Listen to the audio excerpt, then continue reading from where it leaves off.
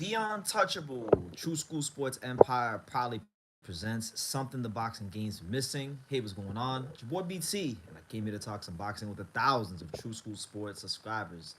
Yes, guys, once again, I'm live in the flesh, I'm live and direct, I'm live and in color. It's your boy BT.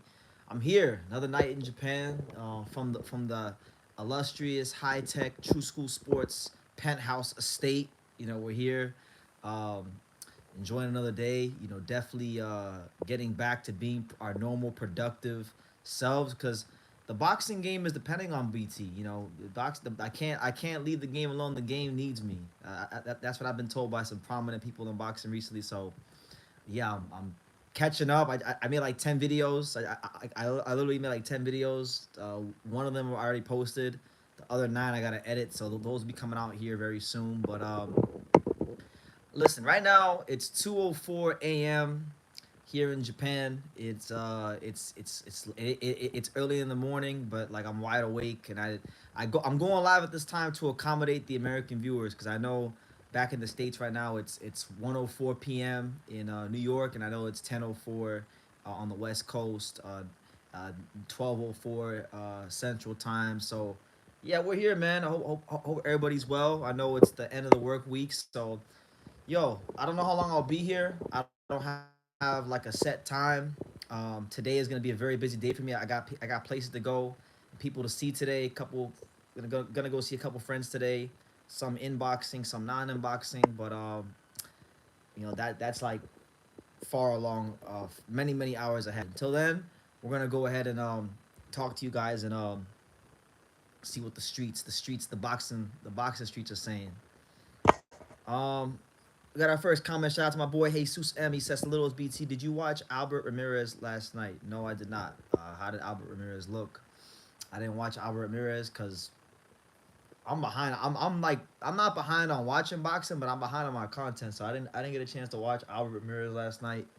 Um, Plus I'm in Japan, so sometimes if the fights aren't like on big platforms in the states, then it's kind of hard to find the fights because it's like weird over here. But no, I didn't see him. How did he look?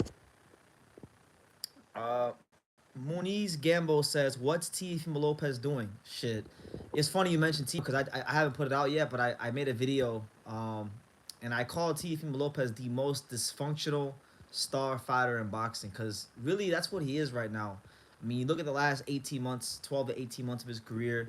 He's had opportunities to fight Ryan Garcia, Brian Norman, Subriel Matias, Devin Haney, and he's turned all these fights down.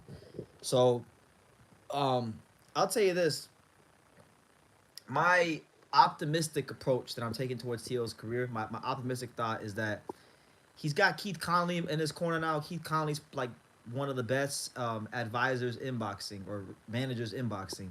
He knows how to move fighters. He also has Richardson Hitchens. Maybe he'll do Hitchens versus Tio at some point, and that could be a unification fight. He's one of the smartest people in the boxing business. So that's my only hope for Tio because Tio, it's just been one thing after another. He's had opportunities to be in big fights. He's had opportunities to push career forward, and he's not taking them. He's not grabbing them with full force. So I'm hoping. I mean, he's still pretty young. He's not even. He's 27 years old. So like these next 3 years or and some change, 3 years or so. These are supposed to be your prime years. These are supposed to be the years where you come out here and you um, perform at the highest level. Um, you know, I looked at his box rec. I was looking at Teofimo's box rec. He's had 8 fights in the last 5 years. So you're talking about 8 fights in 5 years. Of those 8 fights, two of them were great performances against Lomachenko and Josh Taylor. He lost to Cambosis, right? That's a bad performance. Then he lost, or he had a bad performance against Sandor Martin. Looked not that good against Steve Claggett. So he's been probably one of the most hit or miss fighters in boxing over the last 5 years, and it's been real.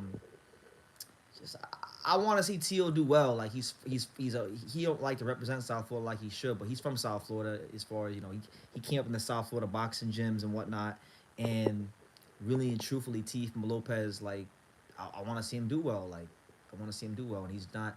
And he keeps making these moves that are stagnating his career and keeping him off the pound for pound list. And it's like Devin Haney, like you really don't want to fight. Like you saw what Ryan Garcia did to Devin Haney. You saw Jose Ramirez having him on his back foot, and that still wasn't enough for you to take the fight. Like, come on, man. And I'm not no Devin Haney fan, but I'm not gonna sit here and like justify him ducking Devin Haney because he's avoiding Devin Haney. Keith Conley's over here talking about shout, shout out to Felipe. My bad, Felipe. I got my little rant. Shout out to my man Felipe with the two $20 super chats. My bad. I started zoning out there for a second. Hope my man Felipe out in Hawaii. Good to see you, man. Hope all is well. Enjoy the your time in Hawaii. I definitely want to go to Hawaii at some point. I think I will. But yeah, hope all is well. But been one of my biggest supporters over the years. So yeah, thank you, Felipe. But to finish my point before because I'll get off track because people will start coming in here and delivering comments.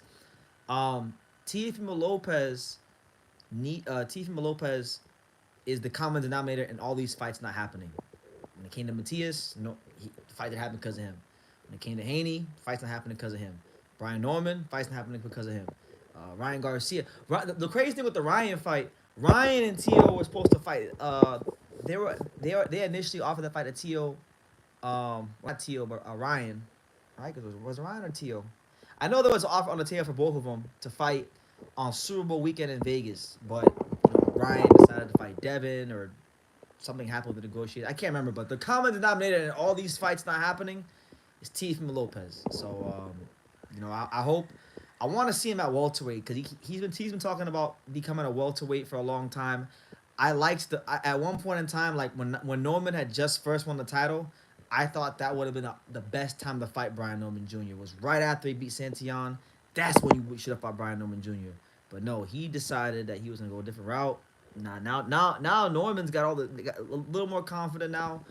Now it would be harder to beat Norman, but I thought for the female standpoint, Norman would have been like a great fight right after he beat Santillan. Jaron Ennis, that was a fight that was supposed to happen. The first time it didn't happen because Boots told Eddie Hearn to stop negotiating with Tio, but then they settled the block, and you know, I don't know, man. But anyway, that's my thoughts on Tio. Shout out to everybody here. Shout out to all 8 of you here. I know it's like early in the States. Like, what is it? It's 111 on the East Coast. So it'll be 10:11 on the West. It'll be, yeah, like 12:11 on the like Pacific. Oh yeah, West Coast Pacific time. Yeah, Pacific time. No, Central time. Central time is 1 hour behind the East. So yeah. So look, we here. Let me know what questions you guys got. Let me know where you're watching from. Make sure you smash that like button so this gets pushed out to people that don't watch True School Sports, that don't know who I am yet, so they can know who I am, so that they can get this real boxing talk. Because we got a lot of faking, perpetrating people out in the world, and YouTube's always trying to suppress the real. They're trying to keep old BT and True School down. But listen, the real will always prevail. We may bend, but we do not break. Why am I up so late? Because this is the time that people in America are up. I just got done making like 10 YouTube videos, and this is the time that I was gonna go to sleep, and I'm like, you know what? Nah, let me come on here. Let me do a live. I got the essentials. I got my favorite Japanese candy. I got my Candaminias with me. Got my candy right here. I got. You asked why I'm up late. Look, I got my energy jelly vitamin packet things here. So I'm wired up. I'm ready to go. Shit. I got a long day ahead of me later on, but right now, BTO True School, we ready to go. So listen, y'all got boxing questions, y'all got box related things y'all need to talk about. Shit, I'm gonna be here. I don't know if I'll make it 2 hours or an hour and a half, but I'll be here. I'll be here for at least an hour. So get it in. I know. This weekend we got Junta Nakatani versus Ryosuke Nishida. Now, people have been asking me, am I gonna go to Junta Nakatani versus Ryosuke Nishida? I'm not going to that fight. But I will be meeting up with some people later on today. I think his manager. I might be seeing Nishida's manager later on today because there's some people in town, some mutual friends in the boxing business. I gotta go pay some visits. Shake some hands, kiss some babies. So that's what I'll be doing later on today. Along with seeing some of my Japanese friends. So yeah, be a lot of fun today. I seen Jim Sasaki says I seen Jinzaki say he learned not getting hit is important. He finally is going to tighten up on his defense. Listen, I seen Jinzaki spar like a week and a half ago. I'm excited for this fight. I'm really excited. Because I think both fighters. I think see now that fight right there. Let me tell you something. That fight right there, Nakatani Nishida is a good fight. It's a very good fight. I like that fight. Man, I'm honest, guys. Objectively speaking, because you know Angelo's my friend, Angelo Leo's my friend. So personally, on a personal level, I was more excited about that fight. But for the fight itself, man, there's no fight in boxing I'm more excited about than Shinzaki versus Brian Norman Jr. That fight is gonna be guaranteed fireworks, and the storylines going into the fight are crazy. You know, you got Brian Norman Jr. You know, from the South, from the ATL. How many times you see a world champion from Atlanta? It doesn't happen very often. You know, he's making his second defense, trying to get the Gerard Ennis fight, build his value because he's the youngest world champion in boxing. He's coming to Japan to fight Jin Sasaki, who's trying to become the first Japanese welterweight champion in history. And when you break the fight down from a stylistic standpoint, these are two of the most explosive punchers in the welterweight division. And on top of that, you know, they're both probably two of the more athletic fighters in the welterweight division. And so I think we're gonna see some things in this fight from both fighters. I think you're gonna see Brian Norman Jr. in spots of this fight box a little bit, use his legs. I think you're gonna see Jin Sasaki in this fight box and use his legs. You're gonna see a little bit of both in this fight. You're gonna see both these guys mix it up and maybe show some things they haven't had to show yet because they both know they both got that eraser. They can both erase each other. And I'll tell you this: I ain't gonna be at Junto, and I'm not even mad about it. But Jin Sasaki versus Brian Norman Jr., my ass gonna be in there in the crowd. So anybody who watches the playback or is here live from Japan, you're here from anybody from Japan, I'm gonna be at that fight. So if you interview Jin, is there any possibility to go live so we can all ask questions like how you did with Leo? That's a big possibility. I definitely could. I would need a translator, and the translator we need to have some time. But yeah, I could probably set it up. I actually, funny enough, I've reached out to Brian and Jin for interviews, so I'm awaiting confirmation from both guys. Shout out to Dog. He says, I've been debating seeing the Wilder fight. I never seen him, so I don't want to go because I hear he's mid, but at the same time, I do because he's probably the biggest thing that's ever gonna fight in that city. Are you from Kansas? Is that where you from? Because I know Kansas don't get no big time boxing like that. Kansas is not exactly a boxing hotbed, but I'll tell you this: I went to one Deontay Wilder fight. I went to a Deontay Wilder fight when he fought Stavern, Bermain Stavern in 2017, and it was actually probably one of the funnest fights I've been to. It was a complete cherry pick, and I knew this because Bermain Stavern was a champion, but like Bermain Stavern was never like the best. Like he was never like an A level, A plus fighter, and Wild like he hadn't fought for a while, and I knew Wild was gonna drill him and destroy him, but he actually even did better. Like it was more exciting than I thought it would be being there in person. So yeah, he's not like he can still punch, but I think the knockouts and the loss have done something to him because he's not quite the same guy. You know, he was a different beast back then. But I would go. It's you know you never know. If you're in Kansas and it's the biggest card you're gonna have there, I don't see why you don't go there and have fun. You know, fights are fun. He said, yeah. He said, okay, you're in Kansas, so go to the fight. Go to the fight. Landslide, shout out to him. He says, what's good, bro? Who do you got this weekend with Worley versus Honey and the Keyshawn card? That's good. Worley versus Justice Hooney. I'm gonna go with Worley over Justice Hooney, and then I'll go with Abdullah Mason, and I'll go with Keyshawn Davis. You know, pretty easy to me. Not Worley Justice Hooney is probably the hardest one to pick, but the top ranked fights this weekend are pretty straightforward. They're pretty easy to work out and pick. De Los Santos hasn't boxed in like a year, over about a year. He's coming off a layoff. He got fat. He had to do a whole fat camp for this fight. Keyshawn gonna beat him. And then Jeremiah Nakatilli is a good fighter. He can punch, but you know, Abdullah. If Abdullah, listen, man. I like Abdullah. Really do. You guys know I love Abdullah Mason. Know his family. But, man, if he loses to Jeremiah Nakatillia, exposed, you know. Because he shouldn't be losing to Jeremiah Nakatillia at this stage of his career. What did you guys see the Keyshawn Davis, Abdullah Mason back and forth? What did you guys think about that? Because A lot of people are running around saying that Keyshawn Davis punked Abdullah Mason, and I don't think he punked Abdullah Mason because, first of all, Abdullah Mason doesn't talk. He does not talk, and trust me, even if he wanted to talk, his dad will not let him talk. That like because you know, they're very big on just like going in the ring and letting the hands do the talking. Meanwhile, Keyshawn Davis is very good at fighting as well in the ring, but like he doesn't. He's one of the Keyshawn Davis is one of the best shit talkers in the whole sport of boxing. So I don't think it's fair because in life people have different personalities. You got some people that can talk shit and some people that can't. Keyshawn Davis is one of those people that can. Bill Mason is one of those that doesn't. Um, Abdullah Mason's dad has always said, Valiant Mason, he's always said that it's not about the talking because at the end of the day, boxing will dictate who they fight. Meaning that whatever goes on in that ring, that will dictate who they fight. So look, as we saw with Caleb Plant and Jermall Charlo, they made all these plans. There was a bunch of talking done, but guess what? Boxing is gonna dictate who's fighting who because Plant lost Armando Resendiz. So now either Resendiz is gonna fight Charlo or Caleb Plant's gonna have to run that back. Ain't gonna be no damn Charlo versus Plant fight next. And if there is, I'll tell you this: if PBC did, if they did that, that'd be a completely pointless fight. How do I think Keyshawn Davis versus Tank Davis press conference would go? I think it'd be very exciting. Um, I don't think that I don't know if I don't know if that fight will happen. Um, and I'm really like not concerned because the lightweight division always is on some bullshit because you know how it is. You know how it is at 135. But like I was looking at the lightweight division earlier because I had to do a video, and it's fixing, guys. I don't know if you guys realize this, but the lightweight division is fixing to be an absolute shit show. Let me give you guys the rundown, right? So at 135 right now as it stands, right?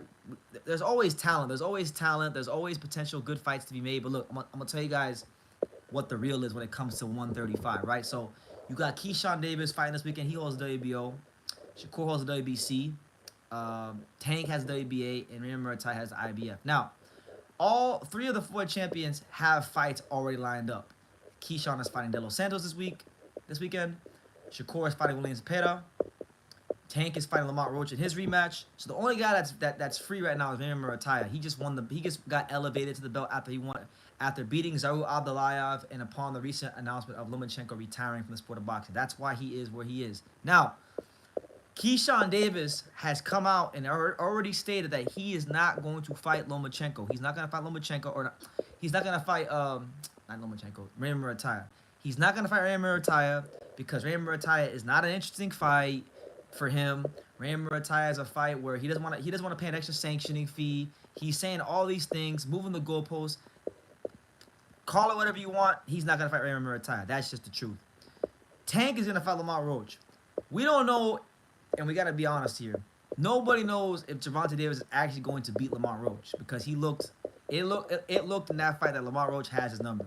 Honestly, it looked like Lamont Roach has a lot of familiarity with him. It looked like Tank had to fight a lot more than he's accustomed to in the pocket.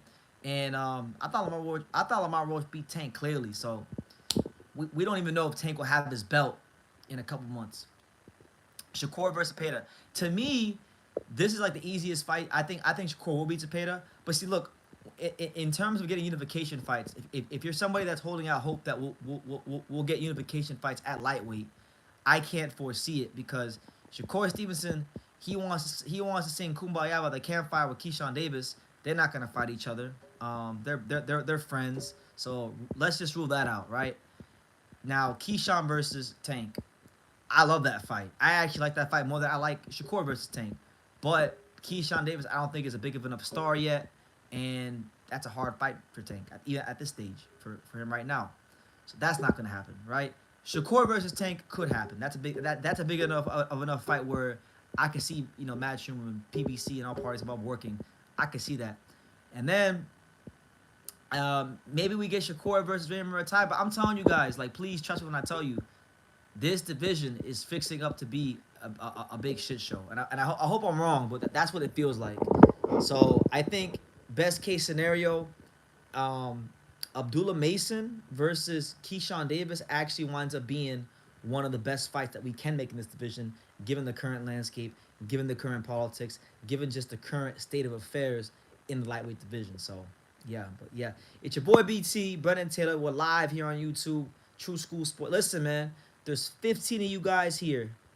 How come I need 15 likes? If there's 15 of you here, I need 15 likes. So this video gets pushed out to the masses. Because YouTube always tries to keep True School Sports down. All it costs, you smash that like button, and it helps this video get out to more people so that they can get real good boxing content to enjoy in. So for sure, please smash that like button, and it'll be greatly appreciated. And let me know, where are you watching from? What city, what state, what continent, what country? Where are you at? I want to see how international we are on today's broadcast. I'm reporting to you guys live and direct from the Yokohama, Kanagawa, Japan, the home of Naoya Inoue. That's where I'm at right now. Later on today I'll be in Tokyo. I'll be all over Japan. So, yeah, good to see everybody here. TSM Harden says, "Would you be more impressed if Tank knocks out or outboxes Roach?" Well, that's a good question. I'd be more impressed if Tank. I'd probably say outbox him because Lamont Roach is a big guy at like, even though he came up from 130, and a lot of people who were trying to vouch for Lamont Roach going into the fight were very correct. So I gotta hold myself. He's a strong, solid 35 pounder, even though he came up from 30. Tank. I think if Tank could actually box at 12 disciplined rounds, use the ring, use his legs, counter punch him, do those kind of things, that'd be very impressive to me because Lamont Roach is a very, very crafty world championship fighter. So I would say that. But honestly, based on what I saw in the last fight, I would say that yeah, I would definitely say him just beating Lamont Roach in general would be impressive. I don't know if I'm not sure if I would say one is more impressive than the other. Lamont Roach is a very good fighter. He's going to be very up for the rematch. So I would say any win is impressive.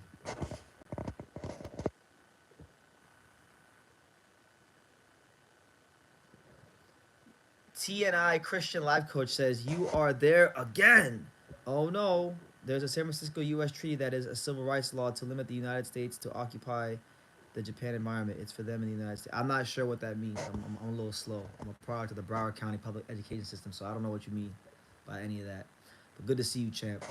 Arnab Nath says, "Vasyl Lomachenko and Kosai Tanaka have both retired, both massive achievers in the sport. Sad times in boxing." That's one way to look at it. I don't look at it as sad times. It's just the nature of life, and it's the nature of our sport of boxing. Fighters are going to retire. There's going to be guys that lead the game and come into the game, come into the sport. To touch briefly on Lomachenko and Kosai Tanaka, because I want to do like a concentrated video for each of them soon. I'll start with Lomachenko, man. I've had mixed feelings about Lomachenko over the years. He's a great fighter, obviously, great fighter. I think when I remember Lomachenko, I'm gonna give him his due as a guy that actually seeked out top competition. Because when you really think about it, towards the latter part of his career, he was at 135, competing in a weight class that really and truthfully, guys are much bigger than him. You got Devin Haney rehydrating to like 170 pounds on fight night, and he's still showing those pound for pound skills to compete with these guys. And I really feel like Lomachenko got robbed of his ultimate moment in the sun against Devin Haney. I thought he beat him, and I didn't even care about that fight. If you guys remember, at that time, I didn't care about that fight.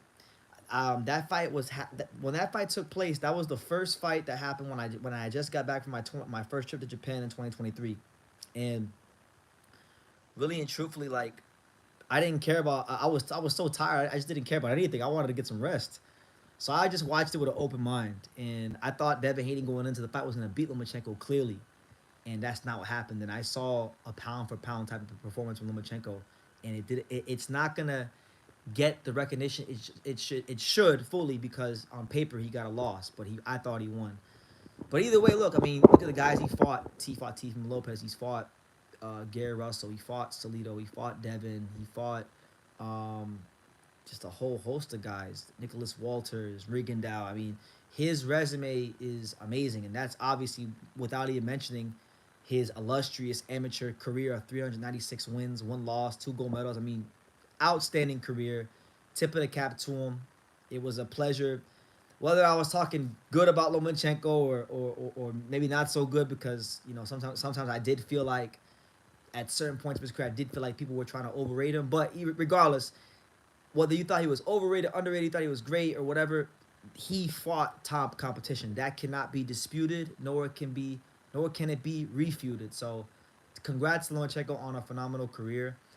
For Kosai Tanaka, that retirement for me is a little personal because, I obviously we do great work here covering Japanese boxing on True School Sports. I would say like there was 5 fighters from Japan that piqued my interest to to actually concentrate on covering Japanese boxing. Those 5 fighters are Naoya Inoue, Shinsuke Yamanaka, Kenshiro Taraji, Katsunori Takayama, and Kosai Tanaka. Them 5 fighters right there are all the catalyst for why I actually take time to follow Japanese boxing the way I do and make content about it the way I do. Tanaka was an awesome fighter, 4 division champion, fastest 4 division champion in history. Had some really good fights with Jonathan Gonzalez, Sho Kimura. He had the heartbreaking loss to Ioka. Um, you know, very dynamic fighter. Probably one of the most dynamic offensive fighters of the last 5 years in boxing. Probably over the last decade. Definitely one of the most offensive, one of the most dynamic fighters on offense I've seen in person in the gym. When I came here in 2023 in Japan for the first time, I went to Nagoya. Me and my translator Tai Yamamoto. We went to Hatanaka Boxing Gym in Nagoya, Japan. We interviewed Tanaka, and I got to watch him train. And I'm still friends with certain guys on his team. Like I'm cool with his friend Keita Kamiya. He's still a good friend of mine. We still talk on Instagram. So fantastic fighter, true warrior of the sport. One of the most exciting fighters of the lighter weight categories, and someone that I just think is nothing short of awesome. So I think his retirement for me is a little bit more sad than Lomachenko because Lomachenko, his was kind of expected. He already kind of talked about it before the Kambosos fight. Tanaka, he's 29 years old. We know he had some injuries. We know that he just lost a Kofu, but it was expected that he was going to try to come back and still show what he could do in boxing. But he said that he's had some bad eye injuries. He's had a hard time sparring recently, so he had to look out for his health. And listen, he's had a career. He's had a career he could definitely be proud of. So yeah, tip of the cap to Lomachenko. Tip of the cap to Kosai Tanaka. I've had a lot of fun covering their careers and documenting what goes on in their careers. So yeah, thank them both for their service and thank them both for being a great representative for their countries in boxing, for the Ukraine and Japan respectively. So yep, yes sir. Um, Felipe says, I hope to get one more fight from Loma. If he came back and he fought one more fight, what is that fight? Yeah, the Friday Japan stream. Yeah, shout out to Reverse League. Good to see you, champ. The streets won't forget Tanaka's run from 105 to 112. Now, he was a beast. He was a monster.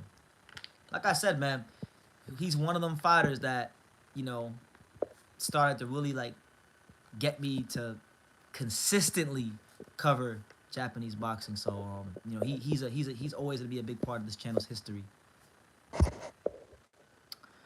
Did you see Nakatani once fight Rafael Espinoza? Who would you have winning that fight and how? I did a video about that fight. I haven't put it out yet because I have to edit it and whatnot, put the Japanese subtitles in there. But to get my thoughts on it, I don't know. I would probably lean. Fuck, it's tough. It's tough because you don't really know how durable Junto is gonna be. Um, at featherweight, it's different up there. Um, I think Junto is a more skilled fighter, but when you fight Espinoza, it's not about skills. Skills are a part of the equation, but it's not the equation itself. You need to have more than skills to beat a guy like I like Rafael Espinoza. You gotta have durability. You gotta have, as the Mexicans say, huevos. You gotta have that. Um, I don't know how durable Junto is, but I think he's the more skilled fighter. So I don't know. It's tough. It's tough to say. I would probably lean slightly towards. Believe it or not, I would actually lean slightly towards Rafael Espinoza. That's crazy. I know a lot of people may disagree and they may say no, BT Junto. one thing about Espinoza is he's one of these fighters. He's got thick bone density. That's probably the best thing about him. It's not like his volume. It's not necessarily his footwork or anything like that. It's just that when he touches you, he has a way of swelling you, breaking your eye sockets and swelling your eyes. You know, he's probably just he's probably got some of the densest bones in boxing. He's got a skinny build, and um, I saw him. I was up close to him a lot when he fought his last fight against Vasquez. He didn't look weight drained, and you know I've talked to people on his team. It's come to my understanding that they've made the proper investments. They've gotten him a nutritionist, so he's making the weight healthily. And he's listen at 126, even for Angelo Leo, who I don't think I think Angelo's the best featherweight in the world, but like he's gonna be a tough out for any featherweight for Junto, for Inoue, for Angelo, anybody who gets in the ring, anybody who gets in the ring with Rafael Espinoza, it is going to be a hard fight because Rafael Espinoza is one of those guys. He's one of the few fighters in boxing where you could win the fight. You could beat Rafael Espinoza and you could literally like you could get a win and still go to the hospital. He's still gonna say to the hospital, even if you win, you're gonna leave pieces of yourself if you fight Rafael Espinoza in the ring. So that's what I'm saying. It's not an easy fight for nobody. Not for Inoue, not for Junto, not for Nick Ball, not for Angelo, not for Shushu Carrington, not for nobody. He is like that, and I give him his respect. I take my hat off to Espinoza. Um, Shout out to my guy again, Felipe, with the $5 super chat. He says, "Fantasy fight, catchweight, Loma versus Pac-Man." Oof. Well, people may not remember this, but it didn't have to be a fantasy fight. There was a period of time. I'm gonna say it was like 2018, 2018 ish, where Manny Pacquiao had actually teased meeting Lomachenko at a catchweight. But Lomachenko and Egis Clemus wasn't gonna let Lomachenko do that because he said it was too high of a weight for him. So unpopular opinion, I do think they kind of avoided Manny Pacquiao. As crazy as that sounds, I did a whole rant about it. It's on the channel somewhere. But if you say, let's say 135 Pacquiao versus Lomachenko, like what weight class are we talking about? Because Manny only had he fought, was it David Diaz? I can't remember if did he fight David Diaz at 130 or 135. I can't remember, but that was like one of the best Pacquiaos there was. Um, so I'll say look, man, I think Lomachenko at 135. At 135, I'd probably lean slightly towards Manny Pacquiao. Yeah, I'll lean to it. At 135, I'll go Pacquiao. I think Pacquiao, even though he didn't really have a lightweight run, his one fight that he did have a lightweight was a pretty damn good performance against David Diaz, and I liked what I saw in that fight. So I think that version of him could beat Lomachenko at 135. But anything below 135, I give Lomachenko a great chance. I probably at featherweight, I'd favor Lomachenko actually. Um, I thought Lomachenko was an amazing featherweight. I thought Lomachenko, uh, ain't everything south of 30, he was just like on a different type of level. But obviously, once you get to 30, 35, you're fighting bigger guys. You're fighting guys that are coming down, 20, 30 pounds in weight cut wise. So it's hard, but he's so skilled and his IQ and his know how is so up there that he can actually overcome it. When they say skills pay the bills, he's actually one of them guys where that saying really and truthfully actually applies. Skills pay the bills when it comes to Lomachenko. So that's my thought on that. 135 Pacquiao versus Floyd Mayweather. Ooh, good question. David Diaz Pacquiao, and then 135 would be like what? Who did Floyd fight at 135? I'm blanking out, but we're talking about pretty boy Floyd Mayweather. I think that would have been interesting. I think that would have been a more competitive fight. Floyd would have got hit more because Floyd would have been more aggressive. That one's a damn near pick 'em fight. I would still say Floyd Mayweather because there's certain fighters that just know how to get the job done under any and all circumstances, and he was one of those guys, as his record would show you. Um, Mooney, Mooney's Gamble says all these big name fighters are looking at Espinoza. If Angelio can get him, the amount of attention he would get from big fighters would be crazy.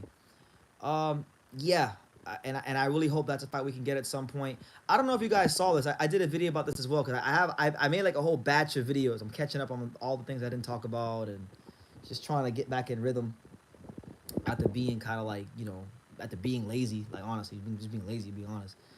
Um, but like I made a video because I don't know if you guys saw this, but Venado Lopez got on Twitter and he called out Rafael Espinoza. He literally said like, "Look, man, let's fight in September so you can have a real title defense." That's what he said. Do a real title defense.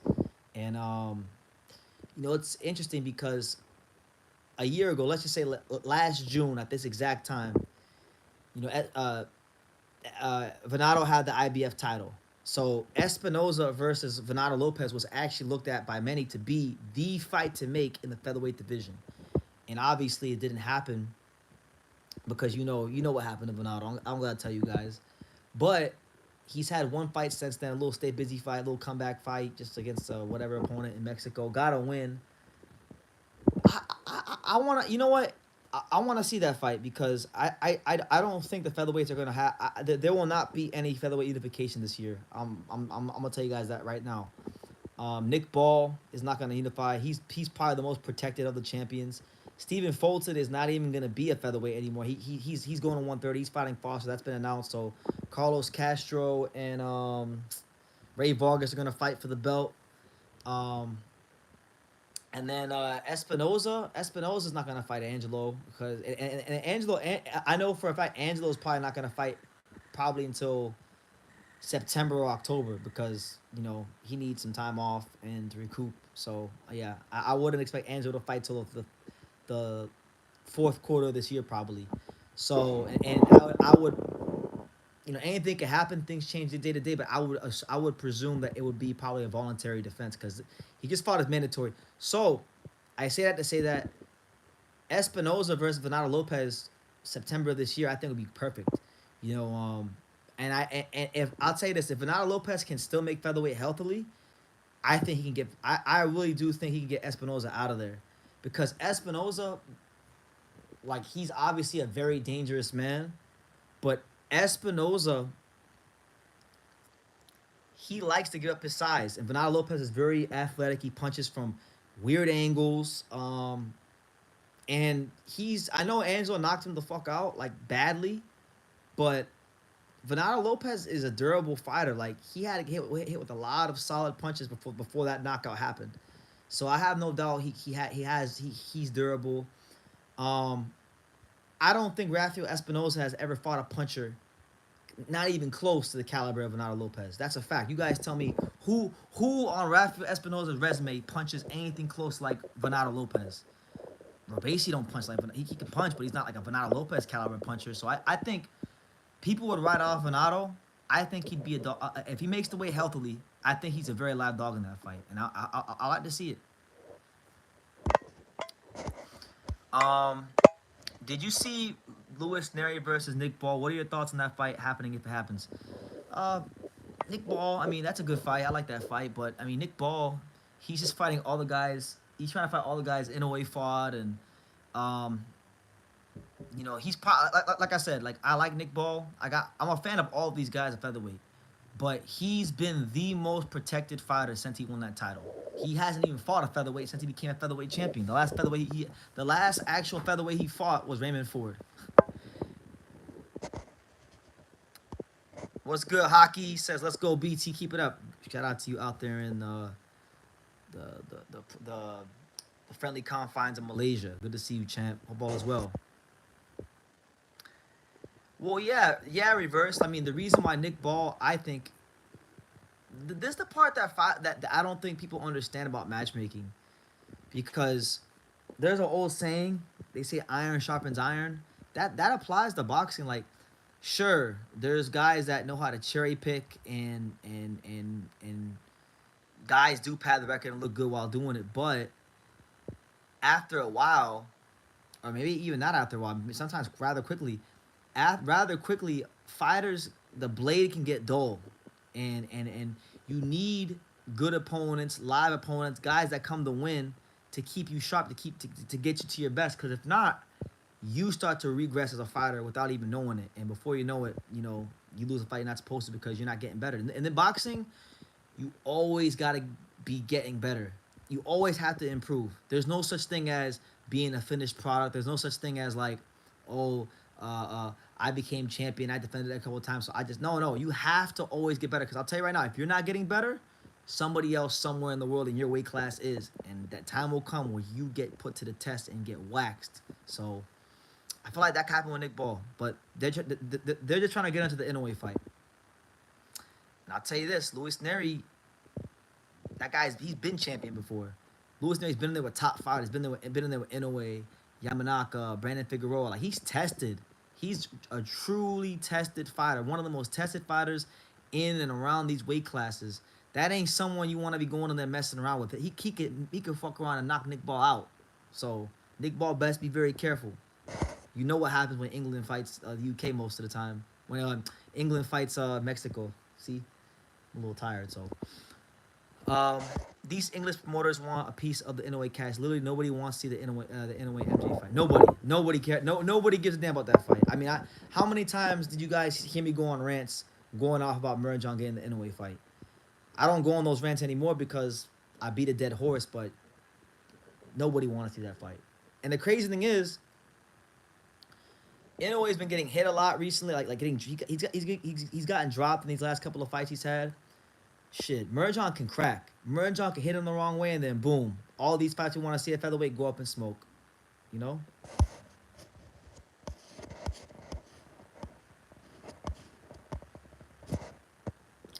Yeah, nobody wants to see that. I don't want to see it. You don't want to see it.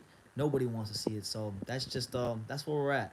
But yeah, I'm in this town though. So listen, I doubt anybody from Ohashi Boxing is watching this, but Ohashi Boxing, check it. If you come across this right here, I'm in your hood. I'm in Yokohama. So the invitation is there. BT would love to come talk to the champ. Brian Norman Jr. posted a video of him training in Japan. It looks like he's at Ohashi Gym. If you guys go look at the Brian Norman training clip he posted today on his Twitter and his Instagram, it looks like where he's training. It looks like he's at Ohashi Gym. So Brian Norman might be around the corner somewhere here in Yokohama. We don't know. BT, any Tanaka interviews soon regarding his retirement? That's a good question. I gotta reach out to all the Japanese fighters that I've already interviewed for interviews. So Jin, Seigo Yuriakui, Kenshiro, Tsutsumi,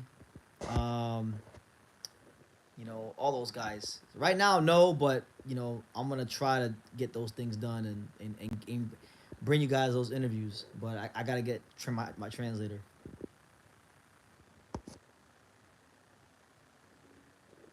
He says, "Watch out, BT. You're gonna get pressed by Inoue." Shit, I don't give a damn. I'm gonna tell you guys what I was talking to a friend of mine last night who's a fighter on the phone, and I'm gonna tell you what I told him, and I'm gonna tell you what I said in videos before. I've said, and I really mean this. Like, I'm not trying to like speak bad upon my own life or anything like that, but like, if something bad were to happen to me, I don't even care, cause I lived a great life. I've seen everything I needed to see. God has blessed me immensely. I'm not scared of nothing. So, shit. If they got a result of that because they don't want to fight Angelo Lee at featherweight, then that's on them. That's their cross to bear. They don't want to fight Rafael Espinoza. They don't want to fight the top guys. They don't want to fight Junto at featherweight. Then that's their cross to bear. But me being gone is not going to change reality. Reverse Lee says, "How much English does Issei Nakaya speak?" Issei Nakaya, shout out to my boy Issei Nakaya. He speaks enough for me to understand. It ain't the sharpest. And sometimes I need some subtitles. But hey, we communicate. He speaks enough English for us to communicate. He even speaks some Spanish. He told me shit. He was speaking some Spanish. Shit. I was like, damn, he speak better Spanish than me. What the fuck?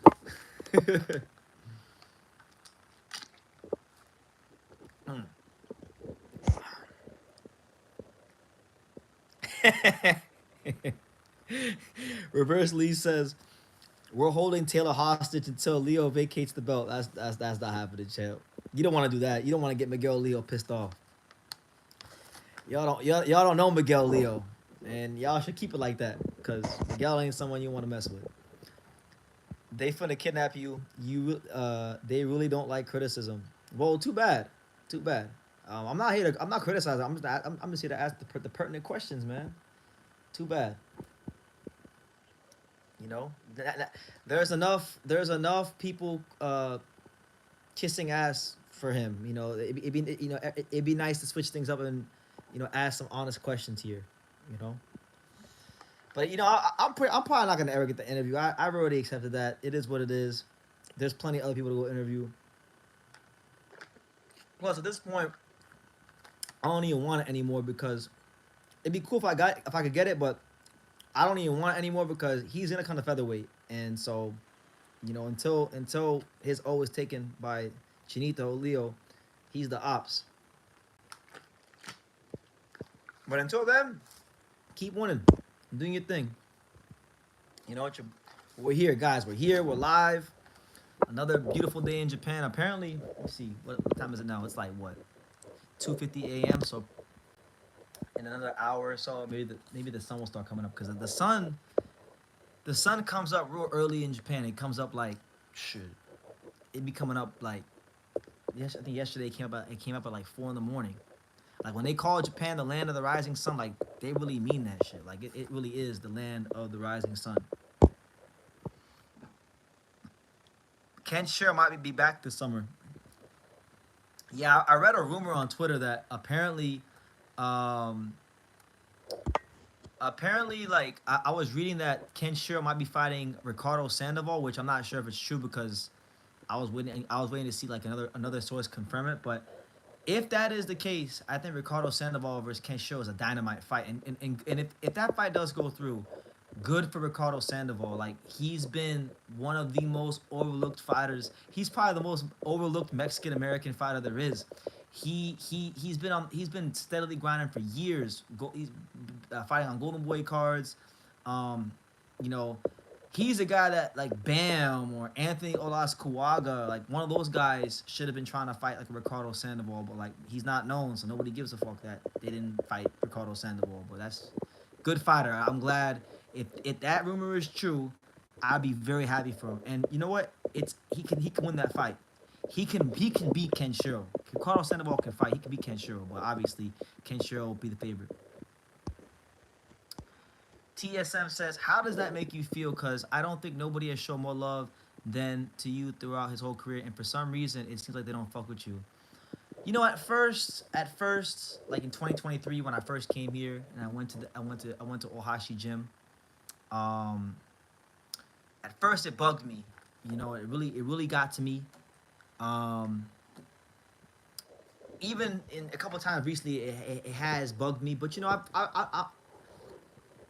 it just is what it is. Like something, I've accepted the fact that some things aren't meant to be. It doesn't change how I view him as a fighter. I still am a huge fan of him, and some of my best memories covering boxing have been waking up at 3 in the morning to go live for his fight. So it doesn't affect anything. I hope one day I do get the opportunity, but I'm not gonna like cry over it. You know, it is what it is. I'll tell you this though. I'll tell you this.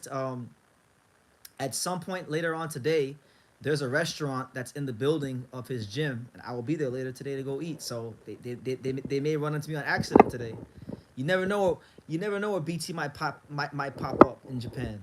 You know, everybody thinks I sit in this room and I don't do anything, but you never know where I might pop up. So all I'm saying is I'm gonna go out to eat today, and I'm going to a place that I know he likes to eat at. So I'll leave it at that. Keyshawn came in overweight. He weighs 139 point. Really? So they did the weigh-ins already? Cause let me see. No way. He really came in overweight. He's talking all that. So maybe that's why Keyshawn Davis is talking trash to Abdullah Mason because he can't fight Abdullah Mason because he can't make the weight. Maybe he knew that already, and that's why he started doing all that talking. You know, that's something to think about. Let me see. He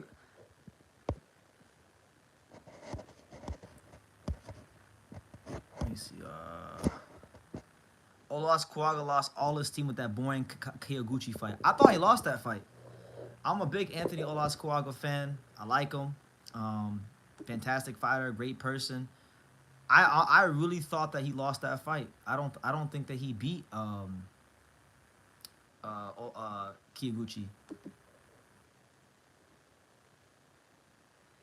Oh, cool, cool, cool. Yeah, I thought Kyoguchi outboxed him. I thought he boxed him real well. I thought Kyoguchi completely flipped the script. Nobody thought he was to come out there and fight like that, and he boxed a whole different type of game plan. So yeah, crazy performance from him. Crazy performance.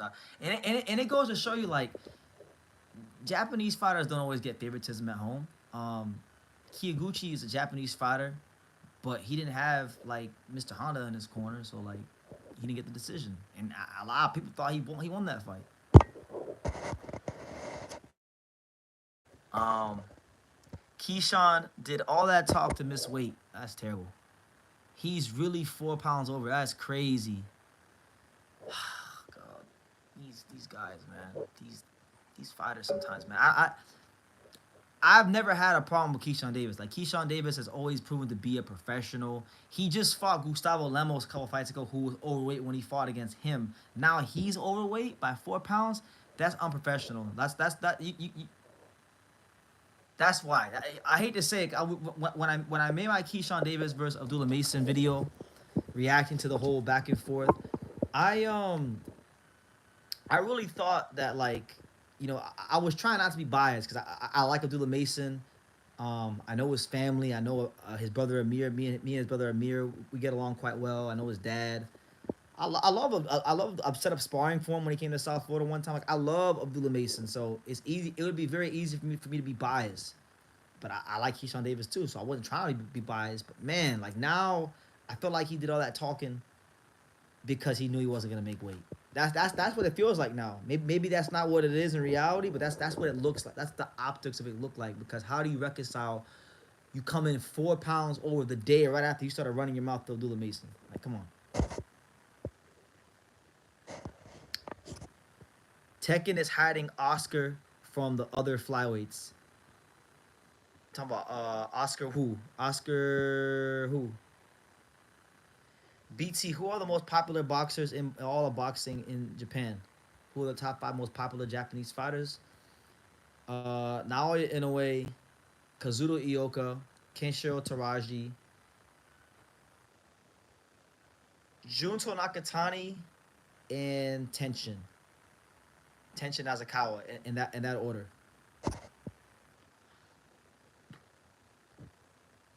You think they're hiding Anthony Olas Kuaga from the other flyweights? Who do you think they're hiding him from?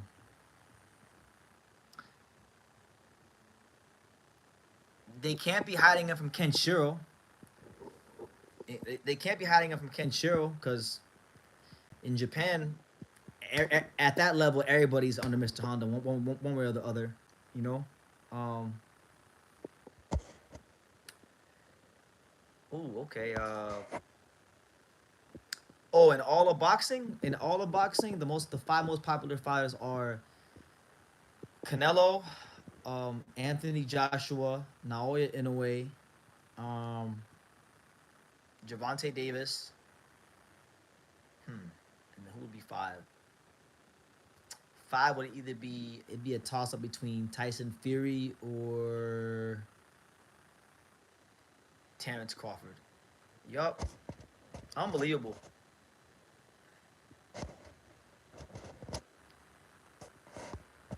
I just saw Keyshawn came in 4 pounds overweight. It's SMH. He was doing all that talking, being spicy, but he couldn't even make the weight. And this happens too many times in our sport. Somebody mentioned the other earlier that this generation of lightweights is a disgrace in America. I mean, I don't want to use the word disgrace, but I've told Sean to tell over years. My good buddy, shout out to Sean to tell. I don't care about like these guys just don't do it for me. Like the only one that really did anything for me was Tio because he's actually showing himself to be special and he's from South Florida, so I was a little biased. But even he's super inconsistent. So like these guys have all left things be desired, and I like Keyshawn Davis a lot. I'm a big Keyshawn Davis fan, but like now this is is this gonna be the first moment in his career where he starts getting on some bullshit and missing weight and not being a consummate professional? Like, come on, man. Like Shakur Stevenson missed weight years ago against Consensao, a couple years ago against Consensao. Um, just unprofessional. Tank, same thing. Lost his title on the scale one time. Ryan Garcia. Like, I think Devin Haney might be the only one that's never missed weight. Devin Haney, yeah, Devin Haney and Tio. That's it. Devin Haney and Tio are the only ones of these younger, hyped up lightweights that have missed weight.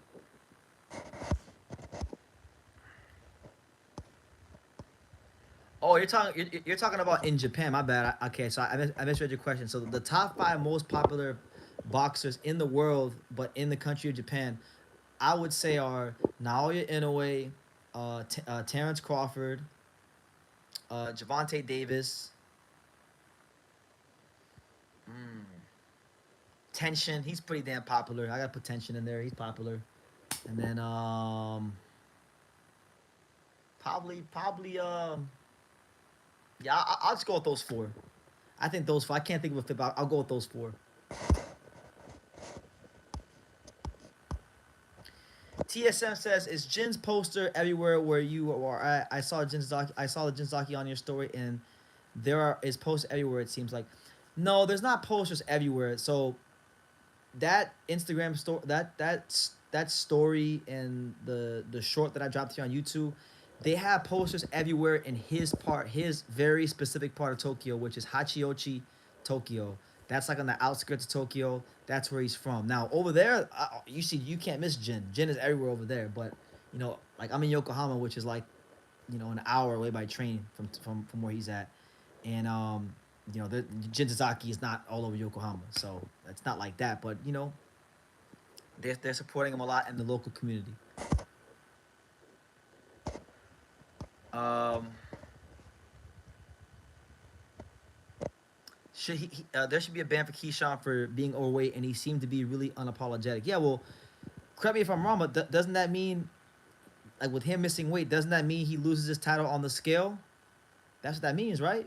He's gonna lose his title on the scale. And you know what? You know what's crazy, right? So he said yesterday, Keyshawn Davis, when he was being interviewed, he said that he had no interest in fighting Raymond Murataya because he didn't want to pay an extra sanctioning fee. And I think he might have been telling on himself. He might have actually been telling on himself, like, hey, he don't want to pay sanctioning fees at all. Like, fuck the sanctioning fees.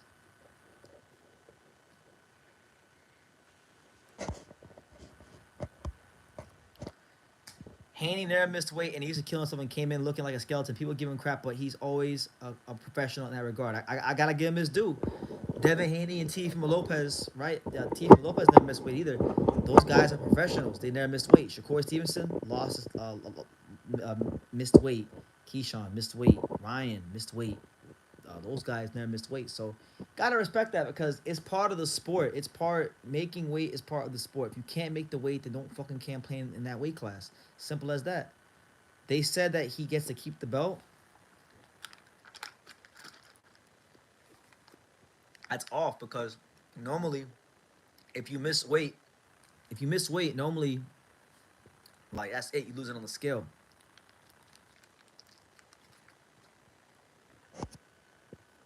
JK13 says if Yoshiki Takei ever fights Tension, that fight needs to be at the Tokyo Dome. Is that fight really that big? I know they're both kickboxers. I know Tension's a big star. I don't know, man. Like, I'm not trying to hate, but like, Yoshiki Takei is one of these Japanese fighters. For me personally, like, he's good. He's a champion. I respect him, but like, he ain't doing it for me. I I think he's a little overrated. I really believe that. Like, because you know I don't know if Yoshiki maybe he could beat Nishida, but I think him and Nishida are neck and neck for the weakest link of the bantamweight champions. I don't think Yoshiki. I know for a fact Yoshiki Takei wouldn't beat Seiya Sutsumi. Seiya Sutsumi would run him out the ring. If they fought.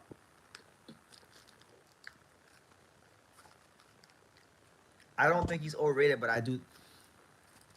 For me, I'm gonna say he's a little overrated only because it's not anything he's doing. It's just because of the association that he has with Ohashi Jin. That's all that is. So it's not really anything he's particularly doing. Takei versus Tenshin is a very big fight in Japan. I know that Tenshin is a massive star in Japan for kickboxing, and I know Yoshiki Takei has done some kickboxing, but was he a big star in kickboxing? That I don't know. I just know he was a kickboxer. Everybody says he's a kickboxer. Everybody says it's a big fight in Japan, but how big of a star was he, you know, in kickboxing to make that fight so big?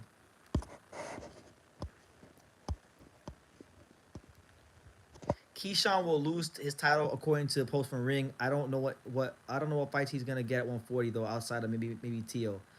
I mean, now that I'm thinking about it, like now that because I just watched like a bunch of Keyshawn Davis interviews a couple hours ago, and he was talking about how he want to fight Tio, how he thinks Tio's gonna fight him. He was talking about how he don't want to pay sanctioning fee to fight Murataya. So he basically told us he doesn't want to be at lightweight and that he's gonna miss weight. He told us without us really putting it together, but like now what's happened today has kind of shown like that's what he was alluding to. He was telling us right there in plain sight in 4K and HD. But we didn't pick up on it. But listen, it's your boy BT, Brendan Taylor, the untouchable True School Sports Empire, reporting to you live and direct from the mean streets of Yokohama, Kanagawa, Japan. You know, the Japan voyage continues. And guys, do me a favor, smash that like button. There's 17 of you here. I only got 12 likes. Man, we just we don't failed in life. We only got 12 likes, man. Smash the like button, man. Run it up so this video gets pushed out to more people and we get more people in here. But either way, look, I'm grateful. I'm grateful you guys here. Thank you guys for spending time with me. I've worked very hard over the last I don't know how many hours. I made like 10 videos. Now I'm going live. After this, I gotta get some rest and then I gotta go shake some hands and kiss some babies and make my voyages around Japan. So anyway, good to see you guys here. Takei was once top 10 pound. Oh shit. Okay, see, I didn't know that. See that? So you guys put me on game. I knew he can punch. I know he's a good fighter. I know he signed with Ohashi Box Gym. I didn't know that he was like that. So now it makes sense why it's big. Now that you tell me that.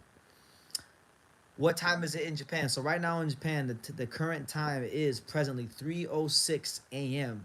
So yeah, it's early in the morning here. 3:06 a.m. June 7th. So we're a bit ahead of you guys in the States, but yeah, I'm wide awake at this time. I'm wide awake. You know, I got my vitamin jelly packets here. If I want some sugar, I got the best candy in the world, Candamina. You got the Mexican dude with the maracas.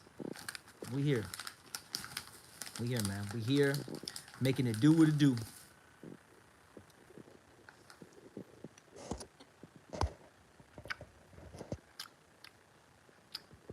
Shout out to Enrique Luna. He wants to know what are my thoughts on Kosei Tanaka. I discussed it earlier.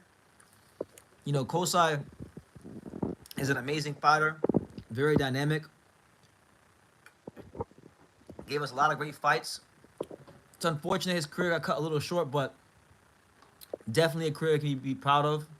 And he's one of the guys that piqued my interest to make covering Japanese boxing a focal point of this channel. So I'll always have a special place in my heart for Kosei Tanaka.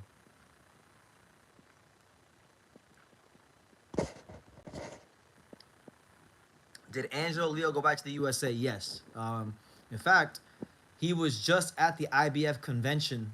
The IBF convention was recently held at in New Jersey. He was there, shaking hands, kissing babies, politicking so that the IBF treats us nice. But no, he was there. I actually saw that he was there with Bernard Hopkins. Apparently, like he was sitting next to Bernard Hopkins. So who knows what could be on the horizon for Team Leo. I don't think Golden Boy got any featherweights, but Bernard Hopkins was sitting at the same table as Angelo Leo at the IBF convention. So could be something, could not be anything. We'll see. But Angelo did tell me, I don't know if he's going to come back, but he did tell me that he wanted to come back for Brian Norman Jr. versus Jin Sasaki to come see Japan and come with the belt and talk to the Japanese fans and just enjoy the country more. So hopefully he does come back and you know, enjoy the fights. What are your thoughts on Inoue not going to 126 in December? I don't know if you guys really want to hear my actual thoughts on that. I'm trying to be very diplomatic, but he's in that Canelo stage of his career where he's making money and he's achieved a lot and he's going to the Hall of Fame and all this kind of stuff. So I hate when fighters say this, but this is a thing in boxing. They've earned the right to pick and choose what they want to do. So he's gonna do that because he knows if he becomes a featherweight, these fights are gonna be hard and there's a big chance that he'll get drilled. So why fight these killers like Espinoza and Angelo Leo for less money when you can stay at 122 and fight easier opponents, and make the same if not more money. It's all risk reward. So I get it. Do I prefer Japanese snacks more than American snacks, drinks, and sweets? Ooh, great question. I think America, I like American soda more, but this candy right here, this is my favorite candy in the entire world. America, Japan, anywhere I've been, this is my favorite candy in the world. Candamina, the soda flavored sour gummies. That's my thing. So that's the Oralao right there. BT is going to sleep, wake up, and go have dinner with Inoue. That'd be nice. I mean, be nice, or at least Ohashi. I mean, I'll tell you this. I ain't gonna say no more than this. There's a great place to go eat that I'm supposed to go to today, and it's very close to Ohashi. From what I've been told, I've never been there. So I could have heard it wrong. Could be on the other side of, whatever. But I've heard that while I'm eating today is very close to Ohashi Boxing Gym, and it's a place that Inoue likes to go eat at. So we'll see what happens. How was the midnight mackerel? I didn't have any midnight mackerel tonight because I had mackerel earlier in the day today, so I skipped that on it.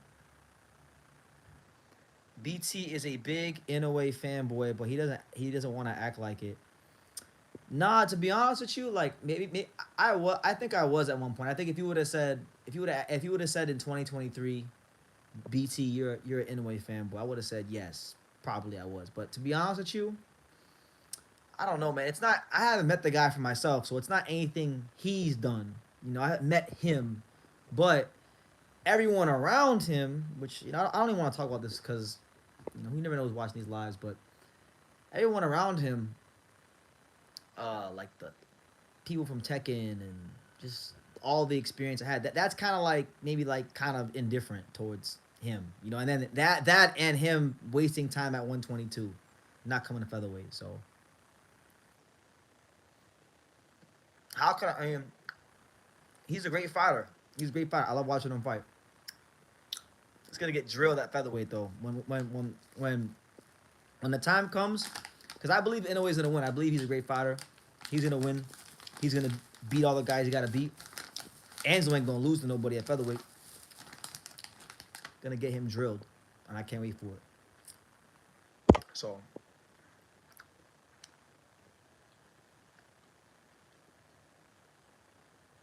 or you know what? It's very possible. I've considered this because I can't be delusional. He's been getting dropped in a lot of his fights. Got dropped against Neri. Got dropped against Cardenas. And when he got dropped against Cardenas, that was a bit of a more of a devastating knockdown than it was with Neri. Neri was more of a flash knockdown. Merjan might clip him. I think he should beat Merjan. I think he's a better fighter than Merjan. But Merjan might hit him the wrong way one time or a couple times, and that might be it. Ain't no fight to featherweight. He might not even like that's a big possibility. He might not even get to featherweight with his O intact. He may have to go do the Merjan Akhmadaliev rematch. Could you guys imagine that shit? I'll be mad. I'll be mad as hell because boxing won't even move forward. Like sometimes like fighters win fights against big names, but the fighter who wins the fight against a big name doesn't even become a bigger star. Like it does literally nothing for boxing. This would be one of those times, because Merjan, yeah. Who do you think fights for Volson's vacant 126 title? Well, from what I've read, Ray Vargas, who was a champion in recess, is gonna fight Carlos Castro as the number one contender, which is ironic because a lot of people did think, not me, but a lot of people were crying robbery when Carlos Castro fought Stephen Fulton. So it's possible that's the fight that is gonna happen. Carlos Castro versus Ray Vargas. Good fight. Two long rangy guys that can box. I would like to see. I truthfully would like to see um, Carlos Castro come out on top of that one. I want to see him win that fight. I like that fight because Angelo got to fight Carlos Castro. I like that fight a lot.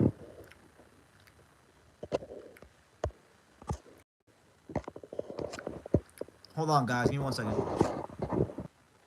Mm. All right, she says, BT, good to see you back. How do you think Lubin looked his last fight? I feel like his hand speed has slowed down a bit. I thought he looked a little flat. I thought Adriel Holmes did a great job of not letting him open up because he fought a very like safety first type of a fight. Lubin Lubin turned pro when he was young because like people don't realize like Eric Lubin like he's not old in terms of his actual age because Lubin right now, what's Lubin's age right now? Huh? I'm gonna say like off the top, Lubin's probably 28 or 29. I'm gonna say 28 or 29. Let's see how old he is.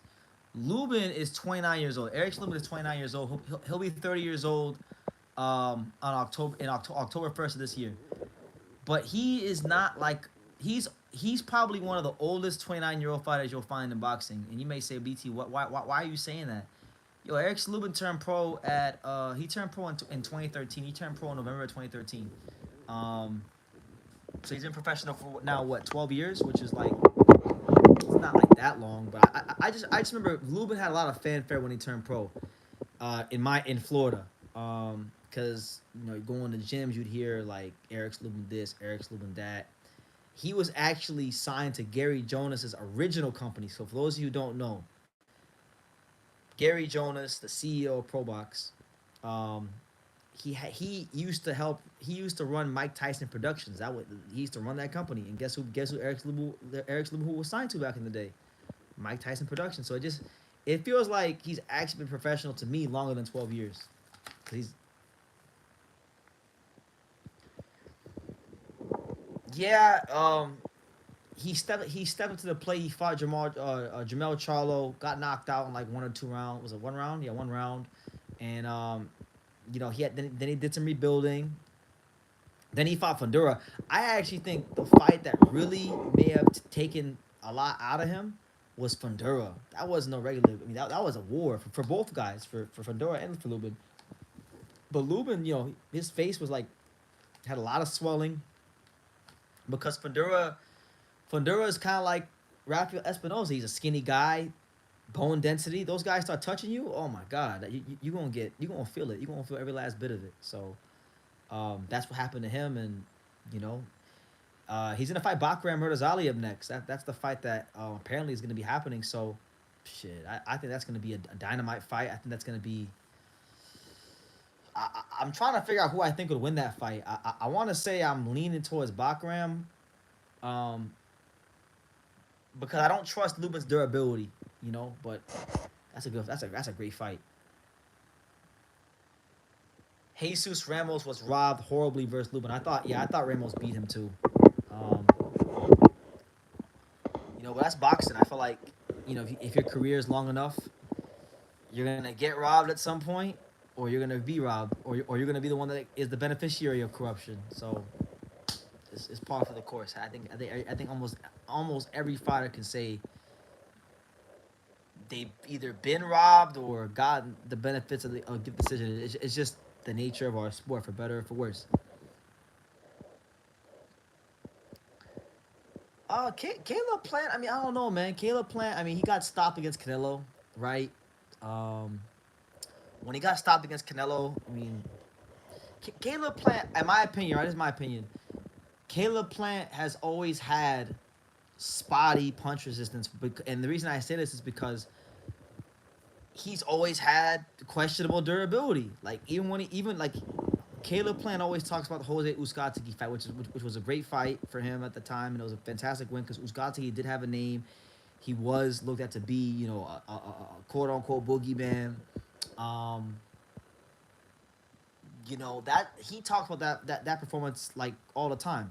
But even in that fight, years ago, he was fading down the stretch. So if your gas tank ain't up to par and you're in these top fights with other world champions, you're gonna struggle. You're gonna have a hard time. And so I feel like that's what happened with Caleb Plant. I feel like he's always had spotty durability, but it took these Mexican volume punchers to really force the issue to really expose it to the highest level. So I like Caleb Plant. I'm not happy that he lost the fight against Resendiz, but he never really developed the straight right hand, and he realized too much having to bank the early rounds. And after fighters see his punch selection after the first couple rounds, they get used to it. It kind of gets a bit like repetitive. So he never really added what he needed to add to his overall offensive skill set. In my opinion,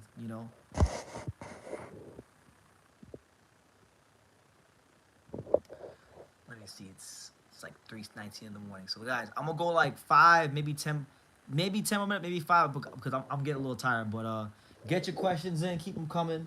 I just had to come pop in and talk to you guys. Keep the streets fed because the boxing game needs BT. If not BT, then who else?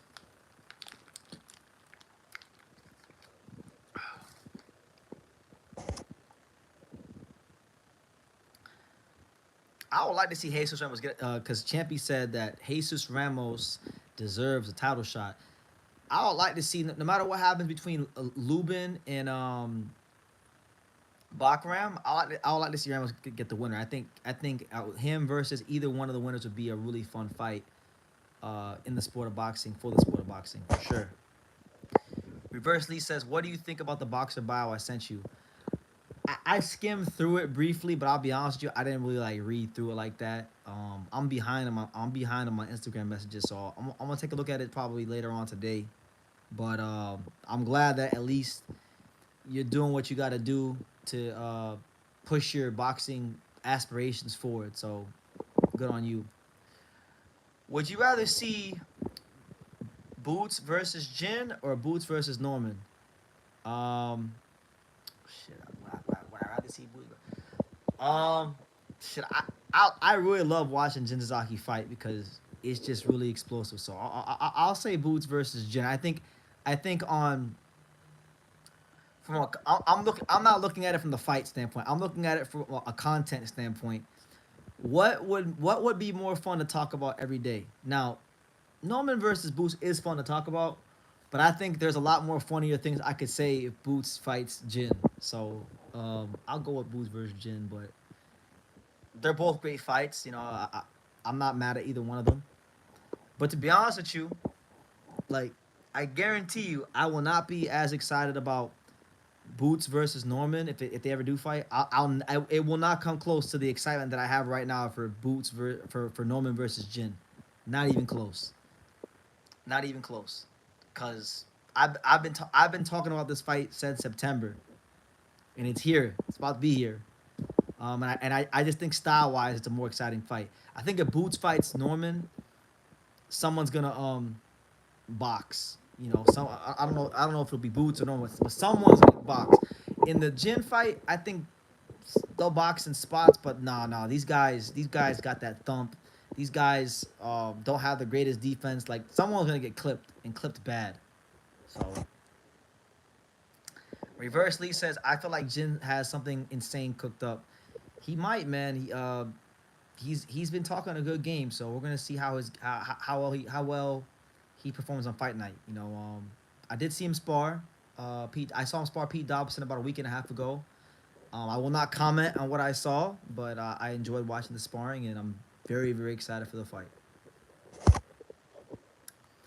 Who do I got between Xander Zayas and Jorge Garcia Perez? Now, admittedly, I have to go back and I have to watch more Jorge Garcia Perez. I've only seen the Conwell fight, but I've seen Xander fight guys with a similar style to him. The only difference I think he has between the guys that I think he's similar to that Xander's fight, I think he's a bit more rangier. He's got a bit more like length to him as far as his arms. So that's why I think it's a bit different. But like, if you go back and you watch Xander versus Jose Luis Sanchez, Xander versus Elias Espada, they have that come forward Mexican style, and I've seen Xander handle that well. So I would say I pick Xander's eyes to win by decision. That's my prediction. What do you want more, the first ever 147 Japanese champion or Norman Jr.? I'm not gonna answer that. I'm not gonna answer that because I like both of them. I respect both of them for taking this fight because they both got a lot to lose. Um, it's for me, it's a win-win. Like, if Norman beats Jin, then Norman now solidifies himself as a more of a champion, and he can get more what he wants out of his career as far as like the boots fight or any fights really. If Jin went now, look, I'll tell you this: if Jin beats Norman, it'll be crazy because number one, he'll be the first ever Japanese welterweight champion in boxing history. And number two, I did help supply him a sparring partner for that camp, so I could put that on my own resume. Like, I actually contributed to the first Japanese welterweight champion in history. But that's like a selfish reason. Um, I'm good either way. This is like I've been around boxing for a good amount of time now. I've seen a lot of things in boxing. There's every year, I think every year in boxing, there's probably maybe like I would say anywhere from 3 to 4 fights that I really, really, really get excited about, that I'm really, really up for. This is like one of those 3 to 4 fights that we're gonna have this year that we get every calendar year where I'm really, really up for it. And my 3 to 4 fights that I get excited about are normally not the same as most boxing fans because most boxing fans care about the mainstream and the big names. And for me, I don't give a fuck about that. I just want to see a great fight.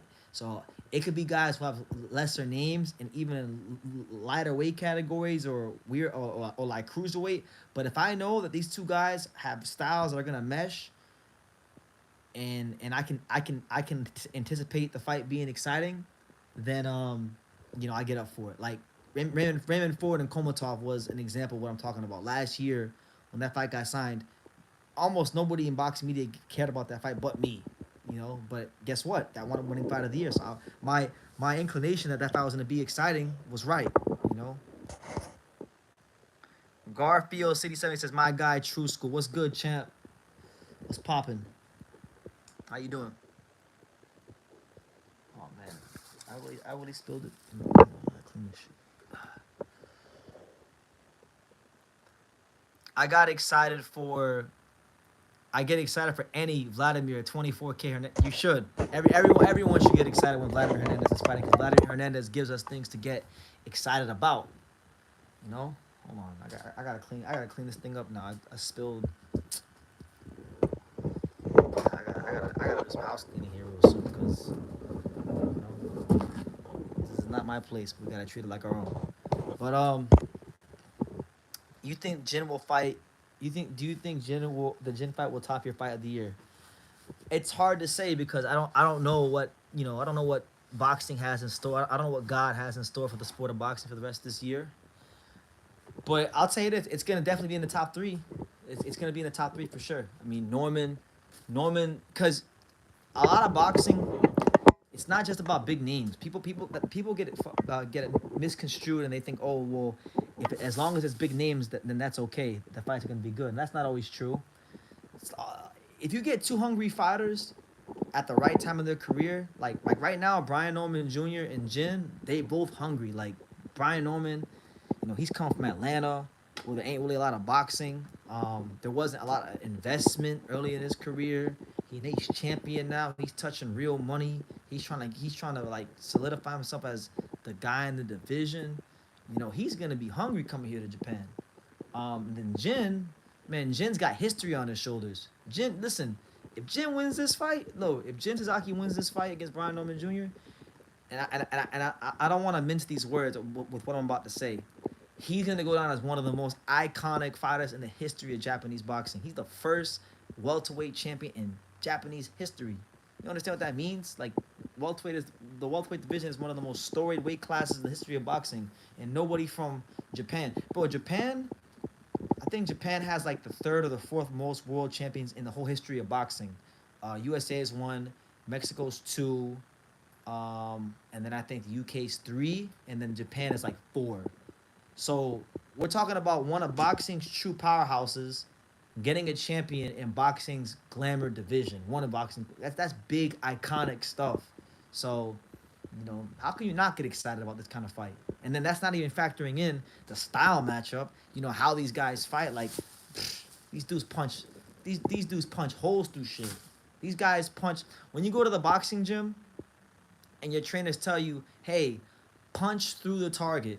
These guys punch through the target. They listen to their boxing coaches, and that's why they get knockouts, and that's why they're, you know, where they're at in their careers.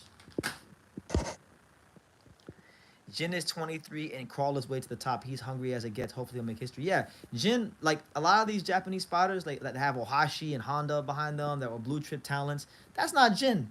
No, Jin comes from a very humble boxing gym at a Hachiochi Nakaya, a family-owned gym that's been in operation for like 20 or 30 years.